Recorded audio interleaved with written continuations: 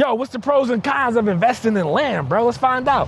This land we are standing on today, I actually own this land, and I actually paid $2,000 for it. And I would say the land is, last offer I received on the land is $95,000, probably worth 100 or so, I'm thinking right now. But what are the pros and cons? It's not always good when investing in land, and not every land investment will end up like this. This was strategically done because I knew I was in the path of progress. But let's hop into the cons of investing in land. And one of the cons are you have property tax, right? Every year. So on this one, property tax might be $80 or so, right? Not much. But it doesn't cash flow. It doesn't make you money. If you buy a rental property, a house can make you money. You can rent out the rooms. You can do Airbnb. You can do a traditional rental, okay? With land, you can do some things to make it cash flow. I'll get with that later in the video, but typically this doesn't cash flow for me, right? Another con, right? So I gotta pay taxes and it doesn't cash flow. But another con is yard maintenance. When you own a vacant lot, right? And a vacant lot, what typically happens is sometimes you need yard maintenance. This doesn't necessarily need yard maintenance. The grass only grows up here, so I only have to cut this part per se. I don't have to, get a mower out here every 2 weeks in the summer or so, but yard maintenance. So now you're paying yard maintenance, but you're not cash flowing, but you own this lot, right? So that's another con, okay? Also, depending on where you're investing at, right? You can have a vacant lot, and if someone litters on your lot, if someone dumps trash on your lot, what will happen? The city will write you a letter threatening to fine you. Okay, you might not even know about it, right? But there's just a vacant lot, and unfortunately, people do these things on vacant lots because they feel like, hey, nobody's here, it's a harmless crime. But it's not a harmless crime because the actual owner of the lot has to pay. Okay, so people will dump stuff on it. So that's a con as well. As far as doing your taxes on this, land doesn't necessarily depreciate, right? So with real estate, one of the tax benefits of owning a house, right, is you get your depreciation each year because, your roof is only good for 30 years.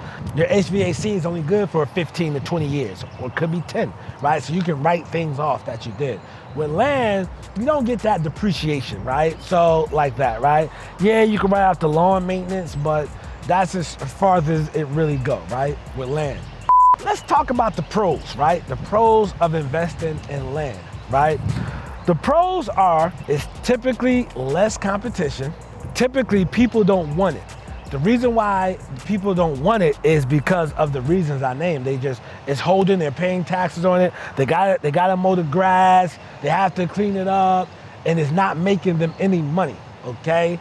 So you can scoop up and buy land for pennies on the dollar, literally. And that's what I did.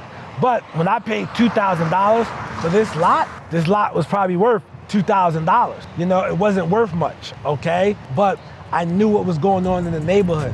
When I like to buy in the path of progress, right? So every major city has a map. You can go to zoning or planning, zoning and planning, or zoning or planning, okay? Every city should have that department. They normally have a 10-year map of how the city should look, right? And you can look at that map, right? It's normally, in major cities it's online, local municipalities is probably, smaller towns is probably like down there in the map, and you can look to see the path of progress, what the city's planning to do next, what areas are about to improve. And you can look at that, and you can buy land in that particular pocket and hold it, right? 2018, I think I bought this, 2017, I bought this for $2,000. My last offer was $95,000 for this particular lot, right? So the pros is you don't have to do any work for the appreciation to happen, right? You want to know, because the house, for the appreciation, you got to force the appreciation. You know how you force the appreciation? By fixing up the house. With land, everybody else is going to do that for you. Look here. That's brand new construction, townhouse, east side, closed at $355 a side, right? So I didn't have to do any of that. That builder took all the risks. That builder put it on the market. That builder got it sold. My land value boosts way up, all right? So that's the pros of it, right? In real estate, it happens like that too, but in real estate, for you to get the full value of a house, you have to actually fix it up to that standard. With land, nah, I can get the full value of this land because of I have a property that is 355 townhouses that sold literally next door to me. So that boosts up my land, okay? That's another pro, right? Last but not least, right? With this land thing, it's less competition, all right? You don't have to compete against all the big boys in your city to go after this stuff, okay?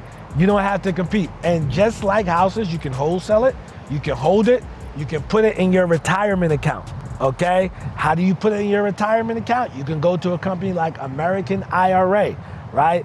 Transfer your 401k or your Roth, whatever you have with them, or your IRA, you can transfer it over to American IRA, to a self-directed IRA, and start buying real estate. Just contact AmericanIRA.com, right? And you contact them, tell them Nasser or the Real Estate Guru, either or NASAR or Real Estate Guru, DORU, sent you over there because you will get a discount on opening your retirement account over there. So these are the cons and the pros of investing in land, right? Again, I think this is actually less competition, which is extremely much more easier. It's simple, but it's not easy. Let me rephrase that because I know some guys are going to just hop in this and think it's easy. You got to know what to buy and sell. What we are in now is an infill lot. An infill lot is we're in a residential street. It's just a vacant lot, house, you know what I mean? That's an infill lot, right? You know, when you're dealing with acreage, when you're dealing with rural areas, you know, you can do that as well and make great money. It's just a strategy will probably be different. Your exit strategy or your holding strategy. You have recreational land. You know what recreational land is? That's where people park their RVs, go hunting and things like that. So, but this video is more focused on infill lots, and I strongly recommend you hop in the game and start investing in land and lots in your city, okay? Listen, I'm Nasser, AKA the Real Estate Guru. I'm not a guru, I'm a guru because I actually do this business. Click on this video next to me where I'm talking about flipping land, man. Let's go.